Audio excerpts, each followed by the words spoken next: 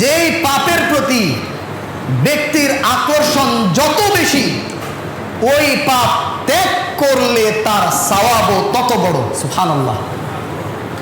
সে সারা জীবন cigarette খেয়েছে, আল্লাহর ভয়ে সিগারেট ছেড়ে দিয়েছে, এখন নিজেকে রক্ষাই করতে পারতেছে না, খুব কষ্ট হয়ে যাচ্ছে, তারপরেও খাচ্ছে না।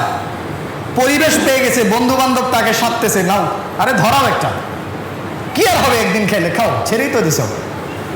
সে বলছে না, আমি আল্লাহর ভয়ে যে জিনিস ত্যাগ করেছি এই জিনিস আর আমি হাত দিব না।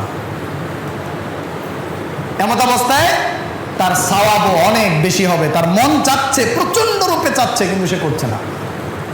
মন খুব চাচ্ছে সিনেমা দেখি, নাটক দেখি, হ্যাঁ, গান শুনি, কিন্তু নিজেকে কন্ট্রোল করেছে, কঠিনভাবে কন্ট্রোল করেছে, তার জন্য সওয়াবও বেশি।